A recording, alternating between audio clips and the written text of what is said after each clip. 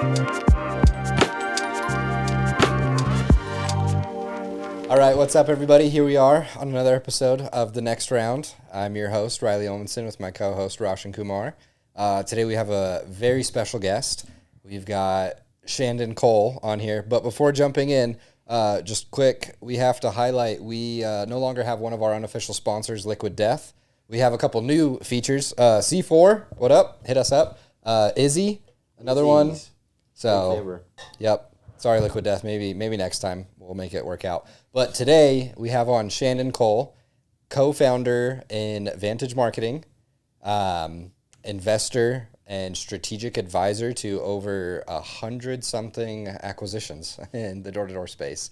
One of the OGs in the industry. So appreciate you being on. Appreciate the invite.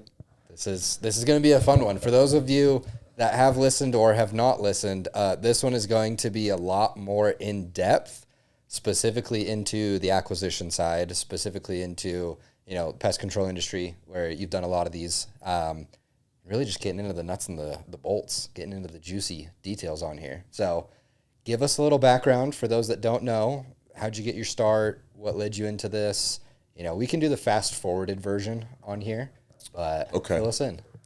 Yeah, I mean, I same as I think most get their start in this bug world, at least on the door-to-door side. Just was recruited back when I was going to college.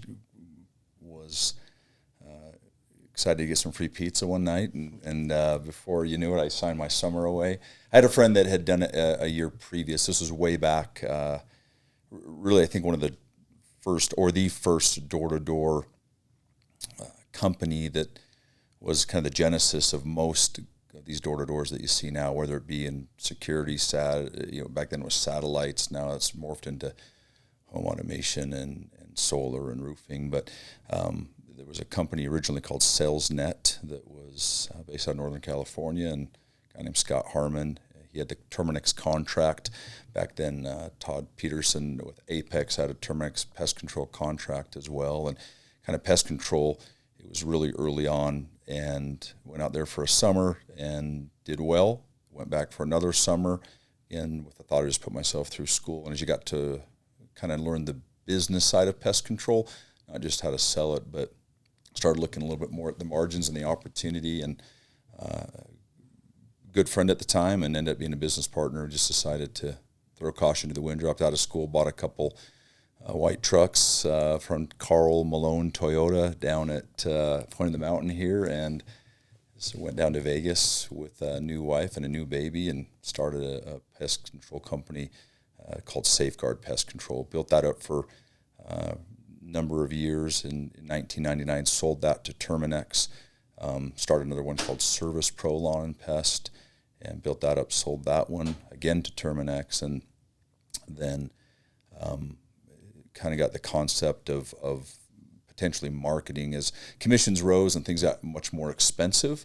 The ability to kind of scale these without funding was not going to happen, and so that's where the concept of Vantage kind of came, is what we have today, where we have a fulfillment side, Insight Pest Solutions or Solve Pest Pros, and then we have the marketing side, Vantage, and we sell a lot of our own paper where we do the fulfillment, and then we sell paper for other pest control providers just to kind of help fund that fulfillment, and have been able to avoid the need of private money out there, and I just have preferred that way because you maintain control. So that's kind of the fast forward version. Went from a free pizza meeting to sitting here today. Super. Yeah. I would say, I definitely admire from just like smaller things. I remember calling Shannon about, I'm like, we need to get a new desk. He's like, dude, go look in KSL first before you buy that. And it's just the mentality of being very careful in how you build any business, knowing that you started that back when there wasn't any acquisitions happening in the space, and there wasn't like private equity money being influxed. And there was times when I remember you mentioned that reps were not getting paid when the sales was really good. So how did you build a business back then when there wasn't a playbook to really follow, and you hadn't done it for too long, but you were able to build it from start, just being very efficient? Yeah, good question. Yeah, that's why I ended up, one of the reasons I ended up leaving that sales net company that I worked for. Unfortunately, the second summer I worked for them, they weren't able to pay the back ends. They got a little ahead of themselves where they were taking big advances from Terminex that was supposed to be used to build the upcoming summer program, but instead they were paying back ends with that, and that works until they decide they're not going to use the program. That was pretty devastating, actually. But I think to answer your question, for me, I wish I could say that I was really smart and had this awesome business plan put together. I think necessity for us, me and my business partner at the time, that's what made us kind of have to bootstrap it. There just was no other options. It didn't come from money. It couldn't rely on the parents. It didn't have any connections with any type of funding or capital. And so it really forced us to, I look back, it forced us to do it the correct way, where we grew in a way that we could afford to grow. And the learning curve was pretty steep. I mean, I think where we got to the point where we felt it was better to sell it, because we could sell this stuff, but the logistical side and running the pest control company became kind of overwhelming as we got to the size that we got at the speed that we got there.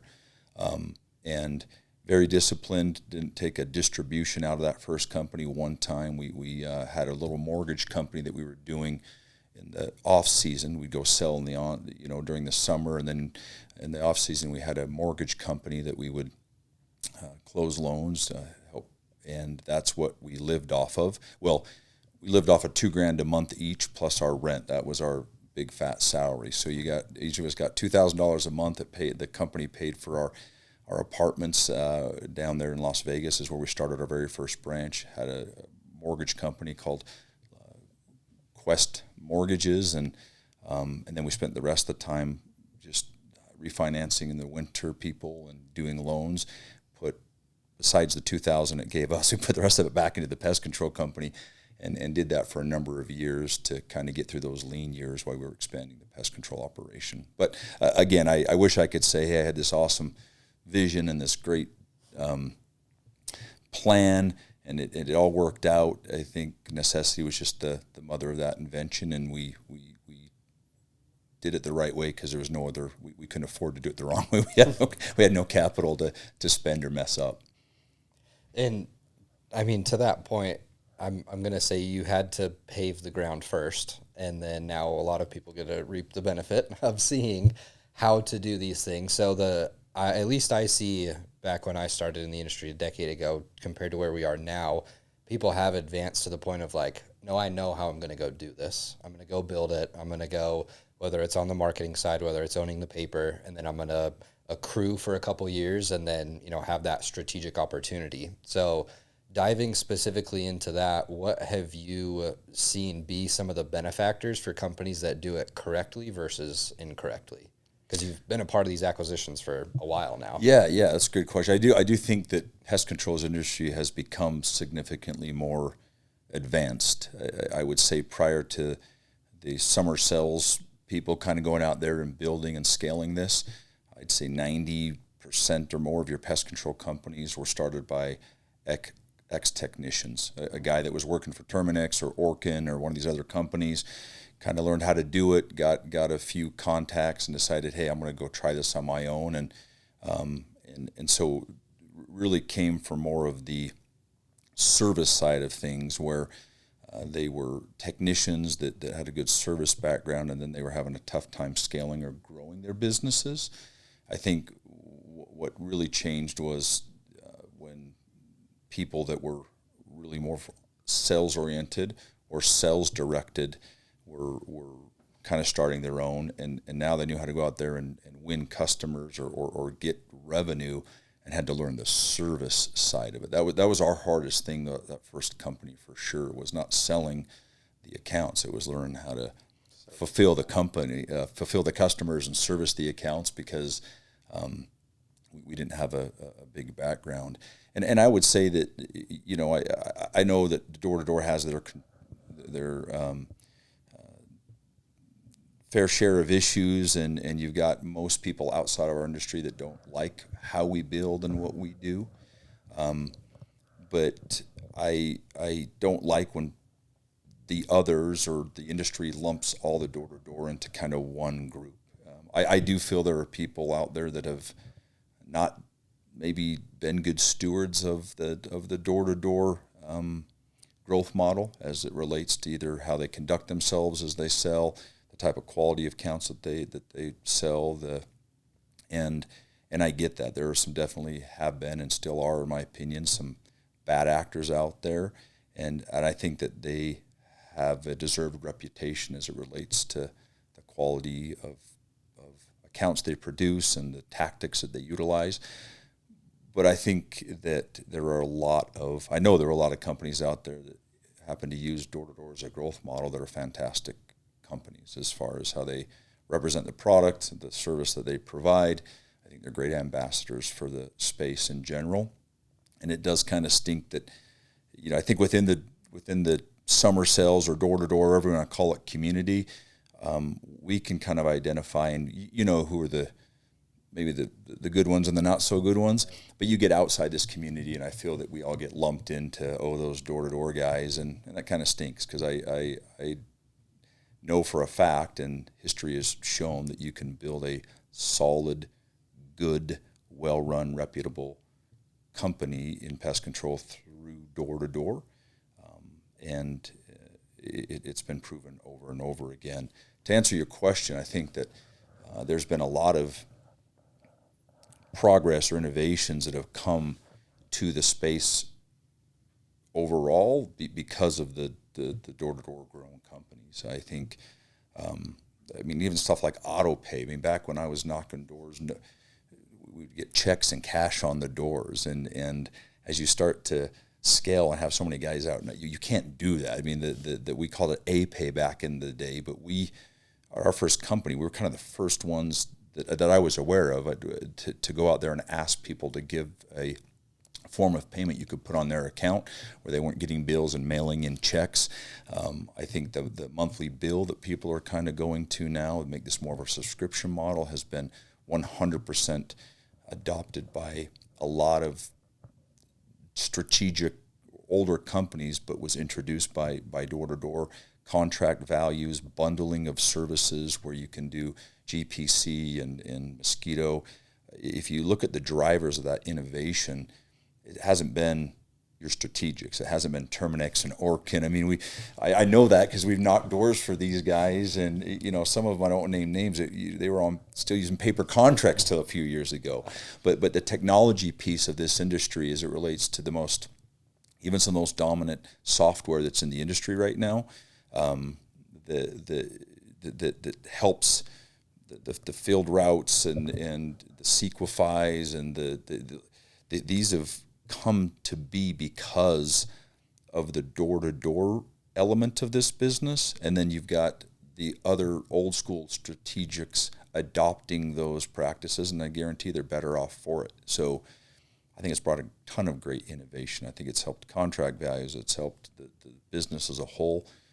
We've gotten the interest of PE groups out there, and I think that's all attributed to the success that whatever we call ourselves door-to-door grown companies have had. That's actually a perfect segue into Rollins acquiring Fox. That was about 18 months ago, maybe a little bit longer. One of the more strategic, right, the big name out there, acquiring a door-to-door force. What are your thoughts on that? Why did it happen? What is the positive light on the door-to-door side for that, for the future? What should other listeners, what can they take away from that and now implement in their businesses? Yeah, I it'd be great to get Mike Romney on this podcast because he would probably answer that question for you. As a competitor though of Fox for years, I would absolutely put those guys in that good company category, as the way they conducted themselves in the recruiting venues and on the doors, the quality of sell that they tried to make. I don't know this. I don't want to put words in Mike's mouth, but I would dare say that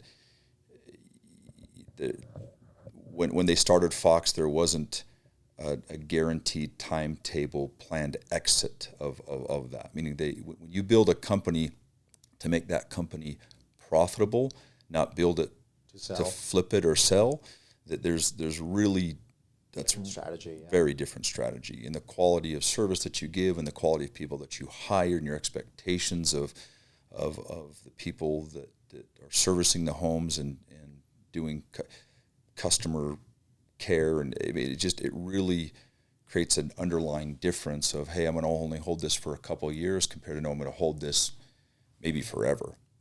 And again, I wasn't in the board meetings of Fox to know how that all went down, but I will give those guys much credit that's due as it relates to the way they ran their business, the way they conducted themselves and the recruiting side of things. You just didn't hear a lot of bad about them, and I think that was for good cause. I think that they were generous in the way that they split their equity with their reps and truly gave. I won't get into how others, but really created an environment where people could be successful and felt part of something. They had the ability to have control of the outcomes. I mean, the partners in the different branches, not just, and I think that showed. I would dare think that Mike.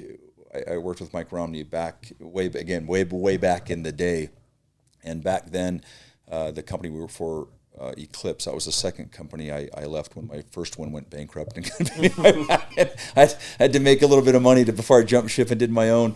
But those guys had the Orkin contract. I think Mike's enjoyed a long, good relationship with Orkin. On the marketing side, they provided outside marketing services for Rollins and Orkin.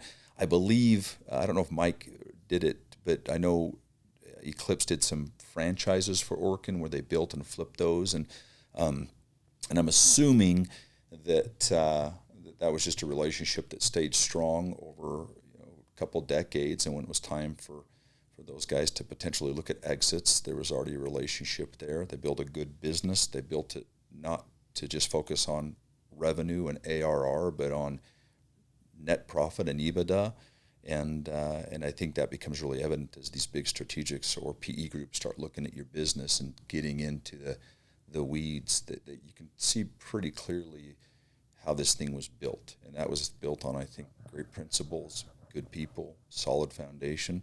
I'm not trying to recruit for Fox here because we're still competing against those guys. I wish them all the best, but it was a fantastic exit and well deserved for sure. It's so interesting because now I feel the landscape is changing. Before it was more strategic purchase, they're buying these businesses, and you've been involved in 100+ acquisitions. You've seen them either being sold to other bigger pest control companies or strategic buyer.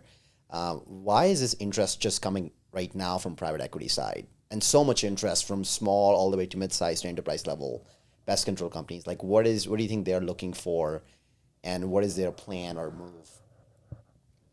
Yeah, I mean, I think they're looking for whatever private equity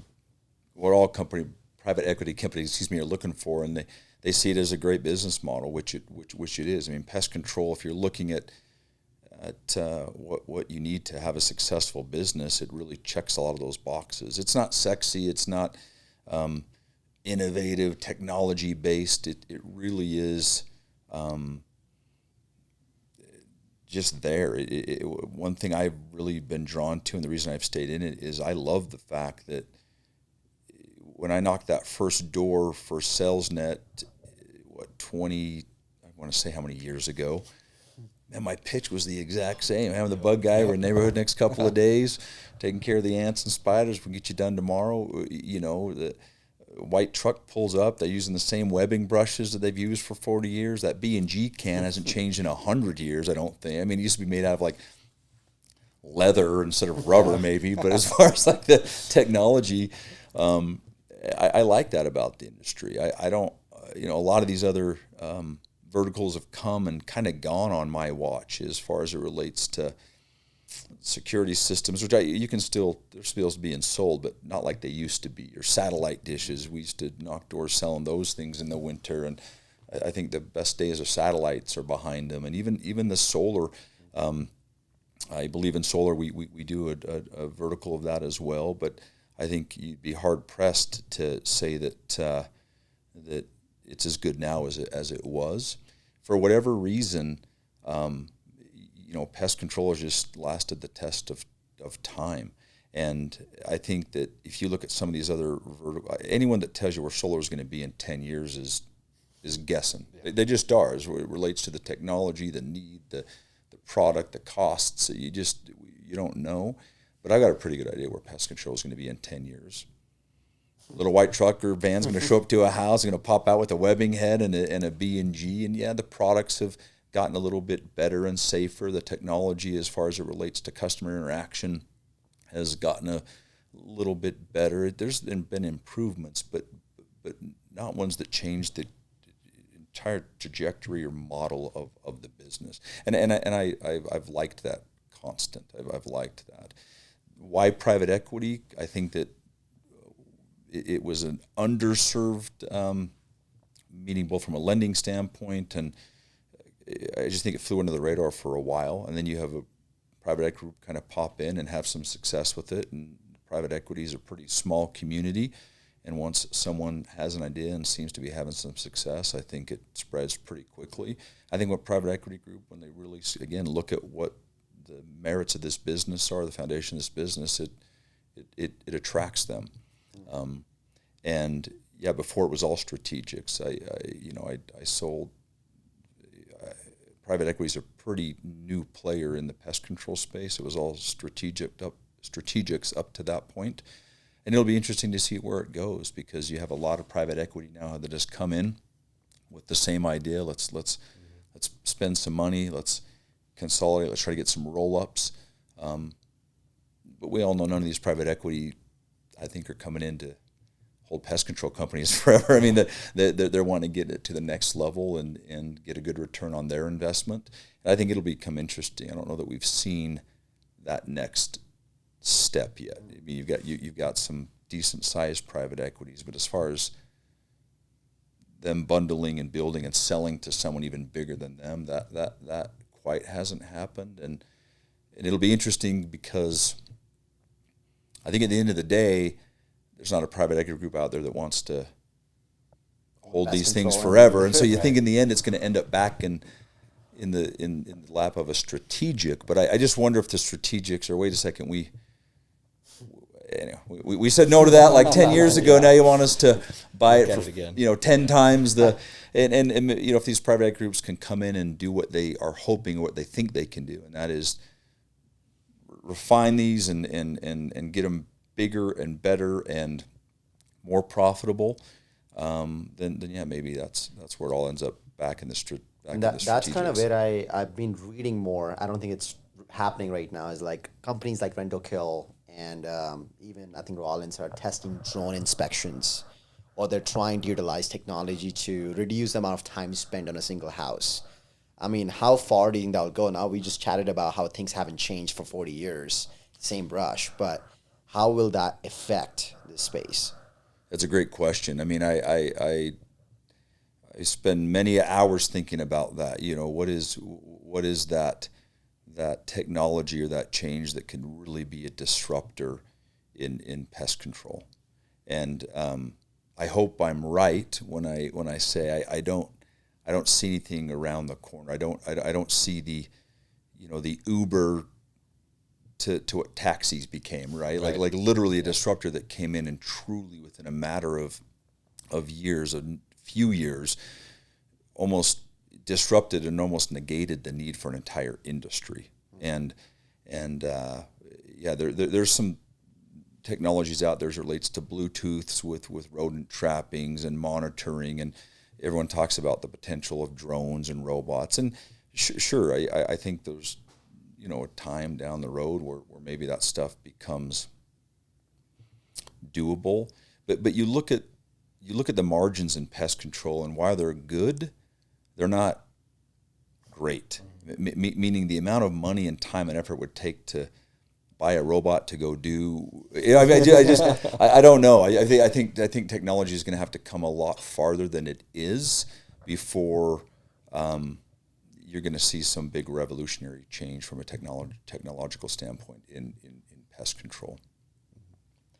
Since mentioning that, okay, companies that are going to try and build up and have an exit in the next couple of years, if they're not going to have any revolutionary, practices, what have you seen that helps companies increase their multiples right now? Like, what have you noticed as strategic opportunities that they can do that completely outweigh compared to other ones where it's like, hey, these guys have 3x the multiple that this other company does because they're doing something different? What are the things that they can control? Yeah, I mean, I hate to downplay. It has been interesting over the years as I've obviously built and run pest control companies, but as you said, I've also helped both consult and broker on a number of companies. I do some lending in the space as well, right? I think it's an underserved vertical in the lend. I think there's a lot of opportunity on the lending side if you understand the business and how to value it. But that's given me the chance to not only see what we've done, but as we've provided marketing services for other clients and you get to know their business practices, as I've provided brokering our services or consulting services for other businesses, and you really get to dig deep into their practices and see how they're running their company, as I've needed to look kind of deep into books and operations to decide if I'm going to lend to a pest control company. I've really had the chance to get outside of just Shandon's understanding of yes, we do things a certain way at Insight and Solve and Vantage. I get that. But, you think that after you get this amazing exposure to all of these different businesses and all these different trains of thought and all these different ways that people run it, you'd see these significant differences. And I got to tell you, maybe this is anticlimactic and you want me to say this, everyone starts getting bored, but man, if we're being honest, everyone in the pest control space is much more similar than they are different. The margins we're playing on, I use this example a lot. I think I did this on another podcast, but you get to a certain point where the business is just kind of the business. If you looked at McDonald's and Burger King, for example, I took the branding completely away and just said, look, here's a Burger King in Sandy, Utah, and a McDonald's in Sandy, Utah, really near each other, serving the same demographic, and all you were able to see were the books, right? Not the branding. They get on TV and try to make it sound like they aren't even in the same business, right? Yeah. Like you've got. But if you peeled all that away and just looked at the operations and the margins, you'd be shocked. I mean, within minute percentages on what they're paying for their labor, what they're paying for their potatoes, what they're paying for their meat, what they're paying for their, like because they've been at it so long that they've kind of been able to maybe not perfect, but darn near perfect those margins, if that makes sense. And I think any reputable pest control company that's been at it for any amount of time kind of gets to that same. You don't find anyone, when I'm looking at these businesses, I've never been able to be like, oh, tar, man, you are literally spending double on your product than these guys, or what you're paying for insurance or vehicles or gas, or you know what I mean? I mean, yeah, there's some tweaks there, and some people have been able to squeeze a bit more margin here or save a little bit there, but as a whole, it kind of is what it is. We're all kind of doing the same thing. Let's be honest. And I do all I can to go out there on the recruiting track and make us seem so much different than them, and they try to be different than us. But when you get down to the core of the business and what you can do with what you can charge a customer, at least reasonably to keep them retained for a long period of time, what you can do a reasonable good service for as it relates to time and labor cost and material cost, I think that you just kind of create some efficiencies. So I hate not to have this secret, but that was what was surprising to me is that we're more similar than we are different. And so back to your question as far as what makes someone more valuable than someone else, it used to be revenue. I think that the majority of these acquisitions back in the beginning, when the strategics, the Terminixes and the Orkins were the ones buying these up, they really just looked at your revenue and said, look, we're not going to adopt any of your practices. Shandon, we don't care what type of deal you're getting on your products. We don't care what type of, what your labor costs are. We don't care, because we're not going to run your business. We're going to take your customers and your revenue. We're going to tuck them into what we're doing. And so this needs to make sense as it relates to our margins, not yours. Does that make sense? And so really the focus was just kind of on top line revenue, like how much revenue we're going to be able to add to this business. Retention's always been a big part of it as well. I think now where PE groups have come in, there's a lot more focus on how the business is doing, because the PE groups don't have, for the most part, especially when they're entering it, and most of these are still in the very early stages.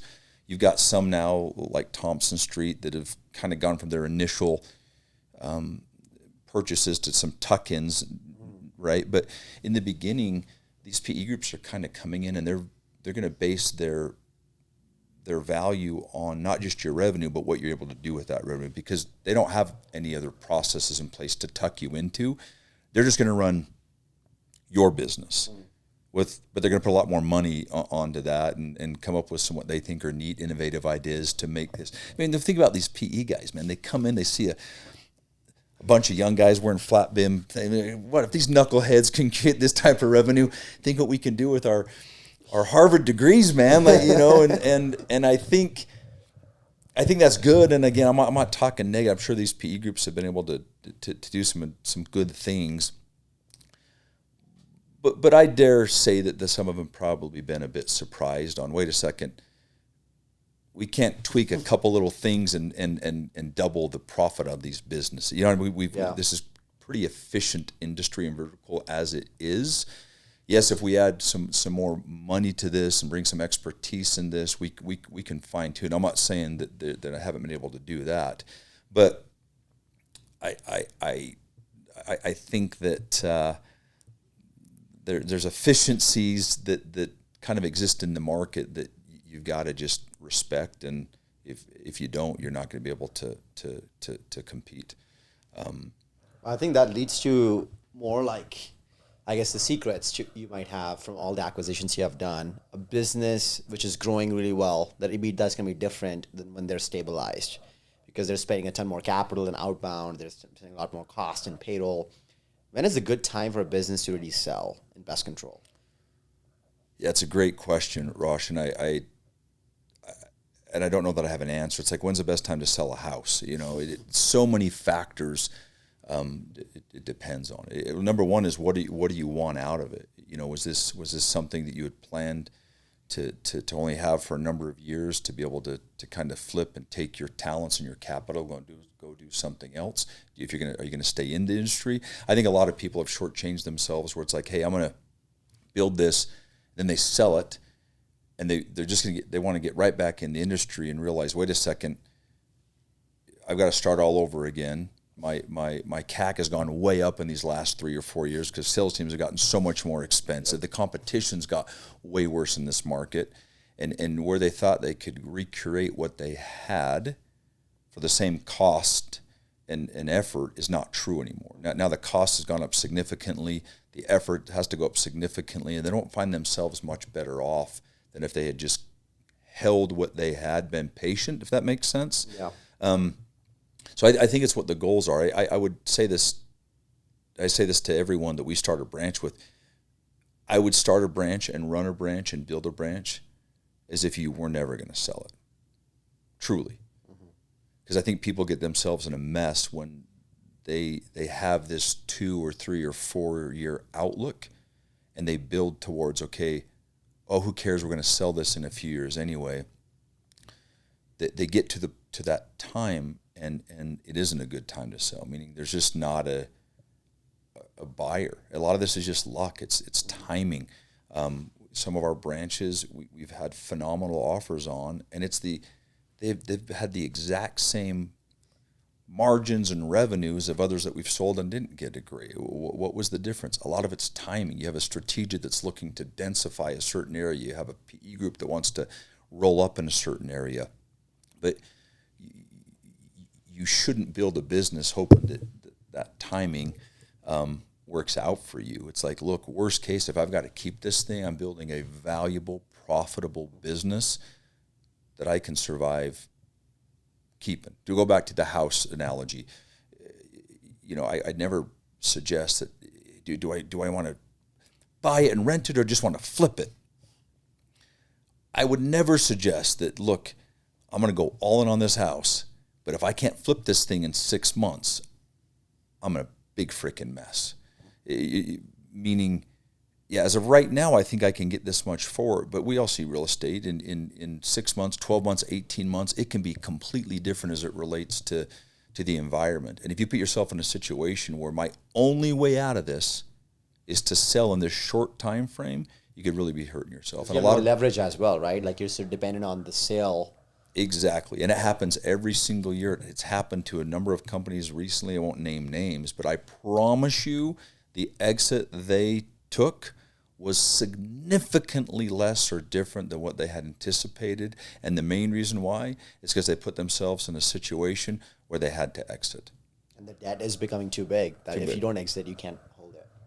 Yep. So if you're not ready to build something that you might have to hold, then don't build. There's awesome opportunities right now to flip paper. You know what I mean? Like, and you see a lot of big companies that have, I think, realized this. That's like, hey, we're not maybe going to be able to exit at the timing that we had hoped, but we can't just keep dumping money into this and not become profitable, because that's what's keeping us from not being able to exit. Right. And you kind of get stuck in this. And so now they're outsourcing their teams, right? Like it's like, hey, we which, side note, they'd always call me, you're so dumb for outsourcing your team, Shandon. Like, you're a moron, sell all these things in-house and whatever. We all do it different ways. But one of the things I've never wanted to do is the way we run business is become beholden to an outside investor or money.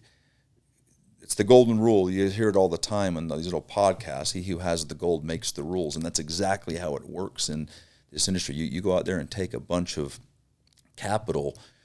I don't care what your title is any longer in the business. You can still say founder or CEO, whatever you want to be. But if it ain't your money, it's not your company, right? And you kind of learn that the hard way.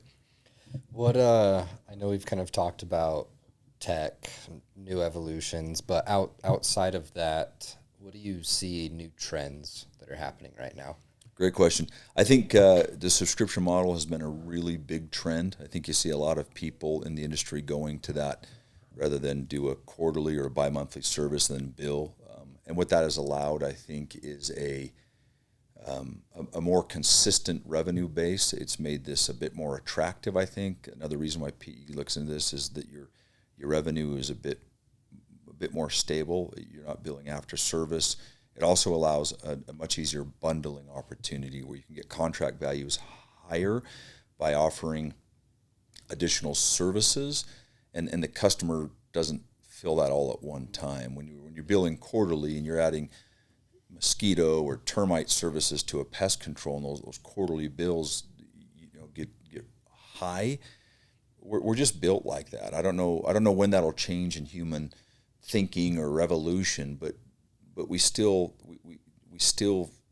99 a month is still less to us than 300 a quarter. You know what I mean? It's not really, but we see it that way, and I think that's been one thing that has definitely kind of evolved and allowed companies to not only get bundling revenue, but kind of space that out in a way to where it's easier for the customers to digest.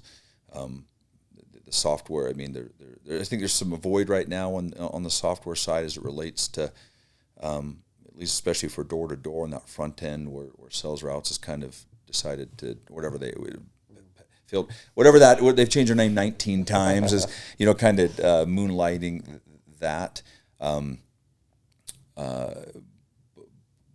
But I would say that those are some of the the biggest game changer I've seen in the last couple of years. Just the ability to not just get contract values high because you'll be honest, some just go out there and they just overcharge what they should. If it's great feels good to the top line for the short period, you pay a ridiculous commission to the sales rep for their first year, but I don't know how long those customers last when you've got, especially door to door now, when you got 10 other people following that and can do the same, pretty much what they're going to say is the same service with the same guarantees for half the price. I don't know that that's all a good long-term play, but it feels good in the short term. One last question on that. I think I've always been curious about how True Green runs their business model from landscaping but doesn't touch pest control as much, and vice versa for Terminix. Do you think there's a lot of opportunity for pest control companies to really expand their offering and be the landscaping plus pest control company, because the services are very closely aligned, but we haven't seen some crazy changes there for a long period of time? Yeah, I mean, we did that, and I'll tell you, it seems like they align, but pest control and lawn, especially if you're doing liquid, they're fairly different. It seems the same because you got a truck pulling up in the yard and a technician jumping out. We did lawn on our second business that we started, the Service Pro lawn. It was actually Service Pro lawn and pest control, and we learned the hard way that those are very different offerings for I think that if anyone's going to think about getting into the lawn side of things, I would make sure you do your research very, very well before you do. And I think the key to that is density. You got companies that kill it out there, like Massey out in the southeast, and but they have such customer density. When you're doing lawns and you're driving 20, the margins aren't what they are in GPC. Does that make? And so in order to even have it pencil near, it's got to be a lot of services in a small amount of time. The other thing with lawn man is you got to know what you're doing. Let's be honest, off the record here, but man, when we started our company, we didn't know how to do anything. Man. We were just guessing out there. We're spraying, putting granulars out. We never broke the law knowingly, but we also look, and sometimes you just got lucky. The bugs just died, or they weren't there, and the customer thought, "Hey, that was me. You guys are killing it, man." Like you look, you don't want to. I don't know. I shouldn't say this, but in my own house, man, I've lived there for 10 years now, up there, near the mouth of the canyon, and I think I've sprayed one time, and I don't have a lot of bugs. I'm just getting lucky. But if I had a company coming, I'm like, you guys are killing it, man. And so, but in lawn, you don't get lucky, right? Like in lawn, you either know what you're doing or you don't know what you're doing. And what we found was a couple things. One, when someone pays you to come and do their lawn, their expectations are through the roof, man. They want it to look like Augusta. And if it doesn't, and so much of lawn care is dependent on them. If they're not watering it correctly or under water, it doesn't matter what you do, but they still expect it for you. And if a technician doesn't know what he's doing, he goes out there and burns up a lawn, I mean, that's a big deal. We mess up on forget to kill an ant mound in the yard. Yeah. It's not hard to go send a guy out and just kill the ant man. You burn someone's lawn up, that's an expensive mistake that you really need to know what you're doing. Yes, it can be profitable. I think a third of Massey's revenue comes in off of their lawn. Maybe it's not that much anymore. I know it used to be. True Green obviously does well. I think it would be easier for a True Green to do pest control than a pest control company to try to parlay into lawn without density, some significant density.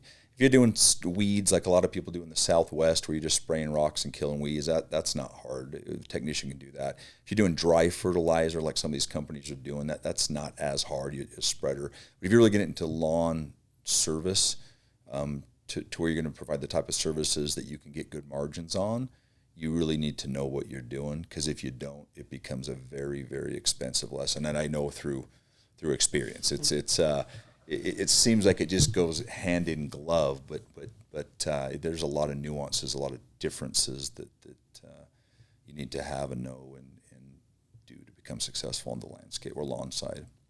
Awesome. I'm not touching it again. I'll tell you right Yeah, now. you're like, you heard it here. Shandon, this has been awesome. You're a wealth of knowledge. To wrap us up here, what's some advice you can give? I'm a young 20-year-old guy. I'm building my company up. I know you already mentioned, build it for profitability. Don't build it with the end in mind of like, I have a timeline, I have to sell it. What's a piece of advice that you give to these young business owners trying to go scale? Yeah, I know it sounds cheesy, but just try to really run a good business. The top line revenue is super important, but I think we get so focused on that. If you run a good business, and the way I think to gauge that is how many of these customers are you holding on to, because that is becoming more and more of a value add or something that devalues these businesses on an exit. Is companies have gotten smart, both the strategics and the PE companies have kind of learned, look, through being burned, we don't just care about this top line revenue, but what is the course of this business? How much of this revenue are they losing every year? And if we don't do a door-to-door program to replenish that, which most of these strategics and even PE groups aren't super excited to continue. They want to be able to see that they can survive if needed and potentially even grow without guys knocking doors. So yeah, focus on running a good company, giving your customers a phenomenal experience. And I would dare say the way your customers get a phenomenal experience is if the people that work for you are having a phenomenal experience. They really will. Like, again, we do a whole other podcast on this, but I think that your technicians and your customer service, the way they treat their customers is a direct reflection of how you treat them. I know it sounds cliche. I know it seems cheesy. Go read the studies on the Chick-fil-A and the In-N-Out Burger people and what they've done to create a culture of inclusion and team. And I would think that as sales guys, that's the thing that, at least for me, was the hardest to learn. Know how to go knock doors and sell a ton of pest control, but knowing how to create and create a fun team environment for the guys that are out there knocking doors and slinging accounts. But then you just expect the service side to do their job without the same attention, without the same accolades, without the same resources. And I would dare say to treat that service part of your team as well, if not better than just the sales arm of your team, because that's what's going to give you longevity in the space, is being able to hold on to good people, which then will hold on to good customers. And that's really starting to be looked at more and more as a value add to what a company is worth, is how not just what you're selling, but how much of this are you retaining. Love it. Well, appreciate you being on. This was awesome. Hey, I can come and bear my testimony in a podcast. I'm happy to do it. No, thanks for the opportunity. Excited for what you guys are doing for the space as well, and I mean that sincerely. It's awesome. Thank you, Shandon. It's been great.